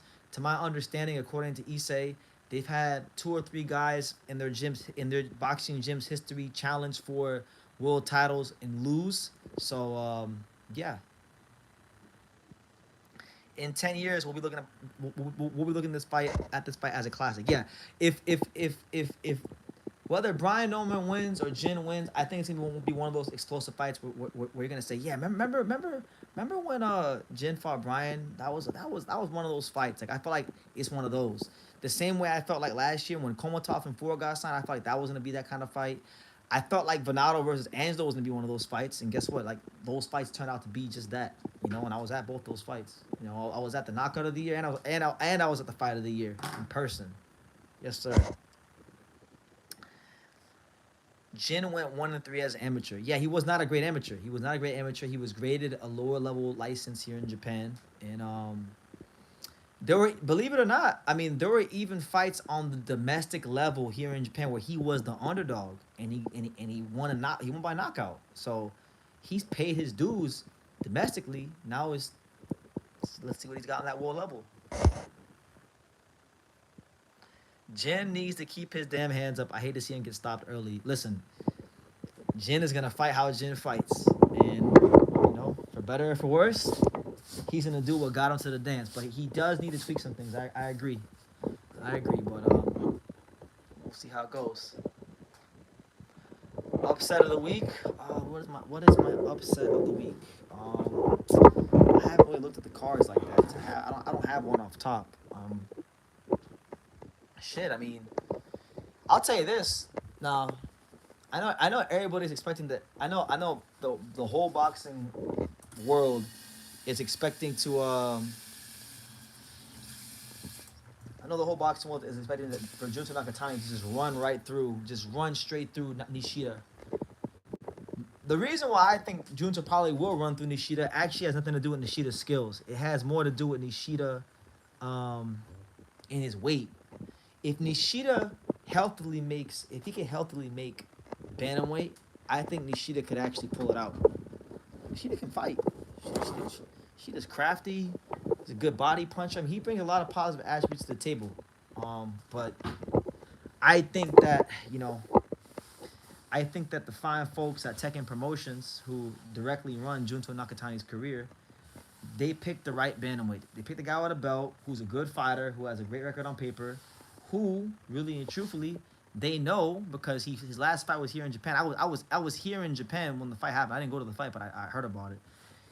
He had a little fight here, and he had a hard time making the weight. So if he had a hard time making the weight back in, what was it, December?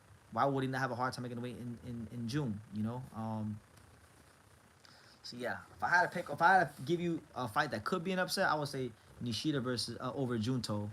But that's probably unlikely with Junto just being a beast and Nishida probably not making weight healthily. But Hopefully I'm wrong. I hope if Nishida makes weight healthily, then I'll get a lot more excited about the fight. The reason I'm not as excited about the fight as probably most people is because number one, I'm not excited about any fight as I am Jin Zaki versus Brian Norman Jr.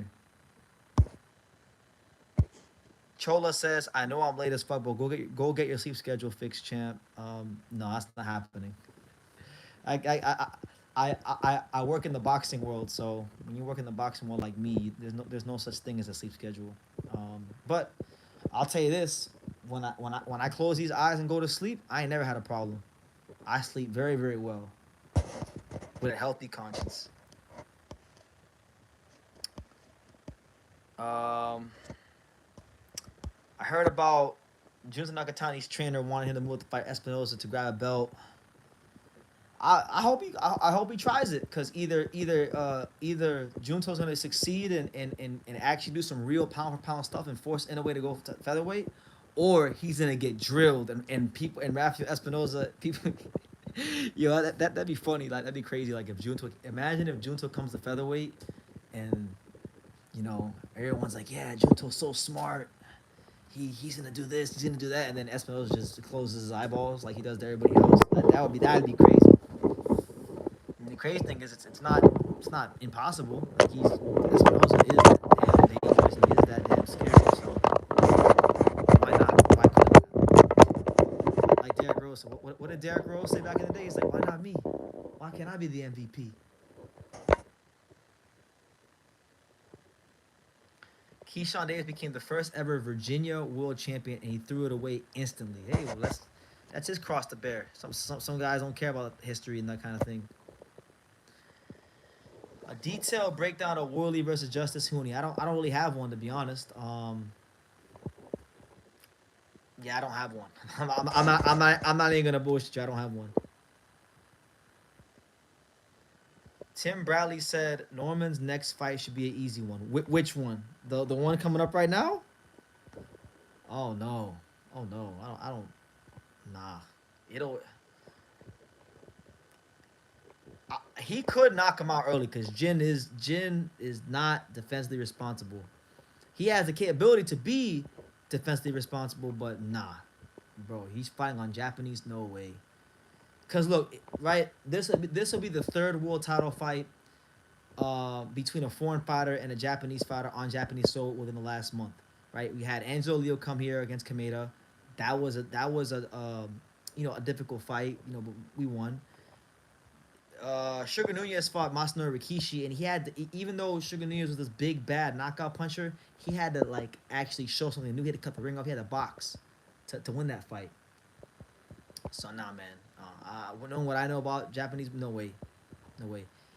He could knock him out. I mean, it's one of those fights where it's like either you're gonna land your shirt or I'm gonna land mine. So I don't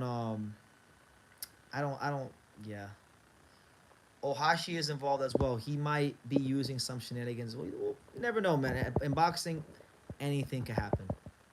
Anything can happen. What I do know is, look, what I do know is that I've seen both these guys knocked on their ass. I saw Jin get knocked on his ass against Keito Obara, and he's even been knocked down against a domestic level competition in Japan, right? Early in his career. But I've also seen Brian Norman get put on his ass by Janelson Figueroa. So they both are vulnerable. They both have leaky defense. I think they're both athletic and they both are punching on shit. So that's why the fight is exciting because both of them can get clipped and knocked spark out. And knowing that and like Brian Norman has to watch out for Jin Suzuki's left hook. If that left hook touches his body or his head, shit, then it's gonna be crazy. Jin was knocked down twice in a WBO Asia fight 2 years ago. Yeah, he was.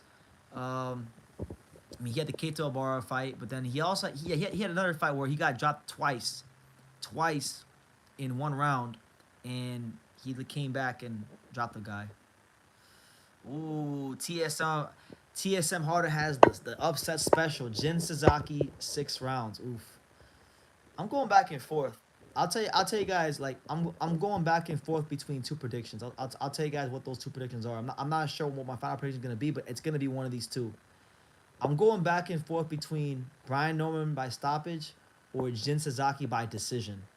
Those are the two predictions I'm going back and forth on. The Brian Norman by knockouts, it's like really obvious. You know, Jin's not a great defensive fighter, and Norman is built like a Mack truck, a freaking freight train. But the reason why I think Jin can get a decision over Brian is because I think Jin Sasaki could actually volume punch his way to a win. I think there is a scenario where because Jin has faster. I think Jin is the better um combination. Not better. I don't know how to say this. Like Brian Norman is more heavier handed, right? So I feel like when he punches, he naturally loads up on his punches a little more. Jin, I think, can get off more punches than Brian, right? Because Brian's just naturally strong, so he just be naturally loading up on shit. I can see a scenario where I think Jin could actually win a decision. I'm serious. I know it sounds crazy because all the talks about knockouts and how these guys punch. Obviously, he can win by stoppage too, but my two predictions are either gonna be Brian by stoppage or Jin by decision. I'm not sure which one I'm going with yet. And Jin, yeah, and that's the thing too. Like Jin is not going to get tired. That's what I'm saying. Like another reason why the fight is exciting is because Brian Norman Jr. punches hard enough to send Jin Sasaki to the hospital. And with a guy like Jin, you may need to send him to the hospital because he's not going to. He's crazy. He's crazy. I just saw him spar 10 days ago. Guys nuts. Guys nuts, man. So that could be a good thing or a bad thing. We'll see how Brian Norman plays it, but it's gonna be a really exciting fight. Jin is a speedier puncher. Yeah, that's what I'm saying. Like I feel like if the fight, basically like, what I'm trying to say in so many words, guys, is if the fight somehow does go 12 rounds, when they put the punch numbers up there, the guy who's gonna have more punches thrown, I think, is gonna be Jin. That's what I'm saying. It's either gonna be Brian by stoppage or Jin by decision. Those are my two predictions. I just don't know which one I think is gonna happen more yet. I haven't made my decision yet. I'm just happy that I'm going to the fight. I'll be there. So it's probably the most excited I've been to go to a fight probably since Angelo Leo fought Bernardo Lopez. I'm at like and God, you know, I'm part of the team. I love Angelo, but I'm probably more excited to go to this fight than than I was even for the Kameda fight, because you know Kameda's a good fighter, but he's not like, it wasn't like a big fight. Like it was a defense, it was important, it was meaningful. But this is like massive. Like this is like history, you know. Were you surprised by anything when you saw him spar? Just say yes or no. I know you can't tell something. Was I surprised by anything? Yes. Yes, I was. A couple things. Yes, I'll say that. That's all I'll say. Am I going to the fight as a fan or a press? I am going to the fight as a fan, and I'm okay with that. For this fight, I'm okay with that. I just want to be in the building. I don't care where I sit. You know, the Ota City General Gymnasium. I've been there before. It's not like a massive venue, so you get in the arena, you be all right. You know.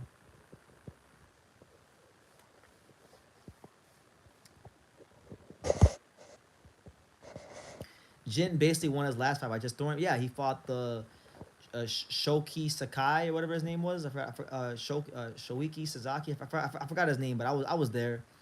And that Japanese guy he fought his last fight who had like 14 losses. He actually has spent the majority of his career in Mexico. So that guy was durable. He's been sparring in Mexican gyms. What did I think about Khalil Cole?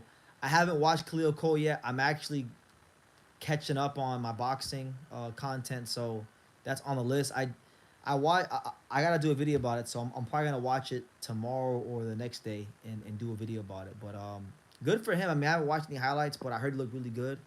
Khalil Cole, you know, was highly touted by Matchroom and Eddie Hearn.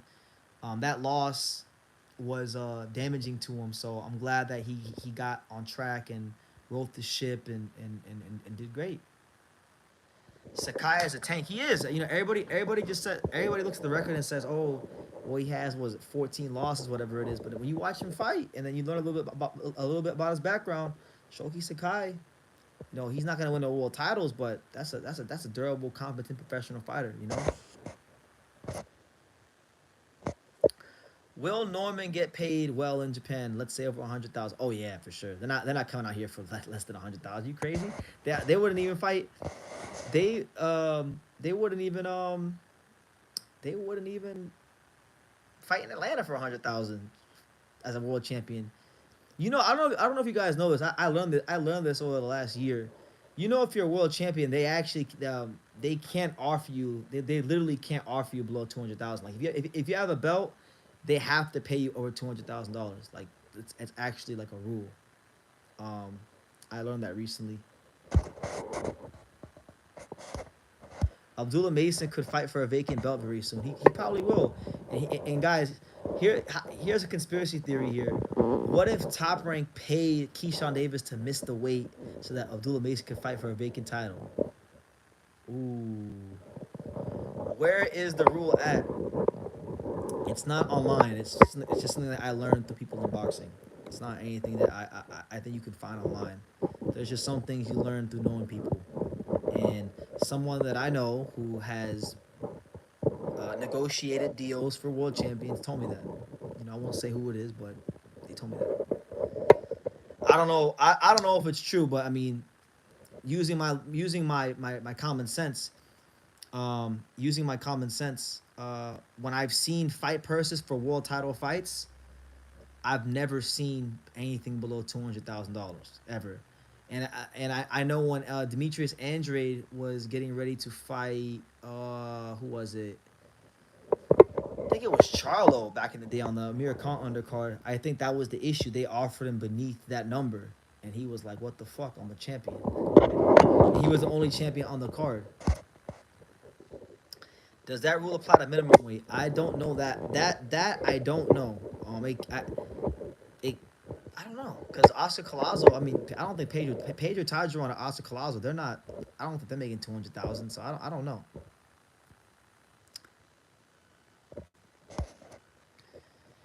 You see Cholatito have a tune up soon. Is there anyone you want to end the fight for his last fight? Um, I haven't seen that, but you know, good to see my favorite fighter ever back in action. Um, I really wanted to see him fight Ryosuke. So the guy that Junto is getting ready to fight, I wanted Romo Gonzalez to try to go to 118 and become a five division champion. That's not happening. So yeah, we'll see. At this point, we heard about him fighting Kofu. Now Bam's fighting Kofu. We heard about him fighting Bam. There really isn't any fights. If he's not gonna try to become a five division champion, there's not any fights for Romo Gonzalez that like I really care about. If I'm being like all the way 100 with you, I don't really care about any. I think his career is as great as it's ever gonna be right now. So we don't need to do any more fights. What's fishy about Keyshawn Davis? Not anything fishy. Just unprofessional. Like he had like and yeah, it's just unprofessional, and it continues this string of unprofessionalism amongst these quote unquote kings at 135. I'm tired of 135. These guys get anointed as the saviors of boxing, and then they barely it's like pulling teeth to get them to fight each other, and then right when a guy becomes champion, he starts being unprofessional. Like, just hate to see it.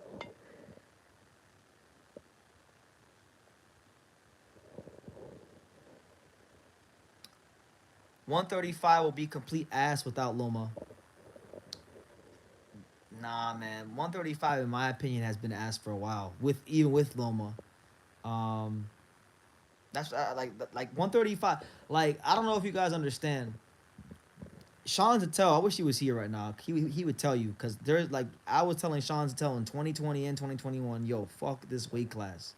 Not because I hate these guys. I don't hate these guys. They're talented fighters. I'm a fan, but like it gets too much fanfare, and they're not really doing anything to get that fanfare. In my opinion, it's just too much premature hype. You know, Zapata winning will fix it. Well, he's not gonna win. He's not gonna win because he's not good enough. He's not good. Unfortunately, he's not good enough, and that was proven over 24 rounds against Tevin Farmer. He's not good enough to beat a Shakur Stevenson. The only way he will beat Shakur Stevenson is if Shakur Stevenson breaks his freaking hand in the middle of the fight and aggravates that injury he has on his hand. Then maybe he could win. But other than that, he's not beating Shakur.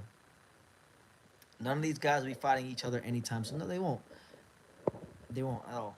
So that's how it goes. I'm looking forward to Tank versus Roach. I enjoyed the first Tank Roach, but I thought it was very good. But yeah, guys, I've reached my limit. I'm tired. I need to go to sleep, and I need to be awake in like what, about 7 hours. So I'm gonna try to get some Z's. Thank you guys for tuning in and listening to me ramble about boxing aimlessly and I guess enjoying what I had to say. Hopefully, you enjoyed it and it made your day better because it definitely did help make my day better. But listen, guys, I made like 9 videos. There's like I think I got like 7 or 8 more I gotta make. I have a lot of content coming out. A lot of content. I'm catching up on stuff. So there are fights that you haven't heard me talk about. I will have videos on those fights like Khalil Cole and fights like that I missed. And yeah. Anyway, you guys take care. Good afternoon in the states, but good night here. Good morning / good night here in Japan. I'm gonna get some rest. And yeah, till next time, we will see you guys later.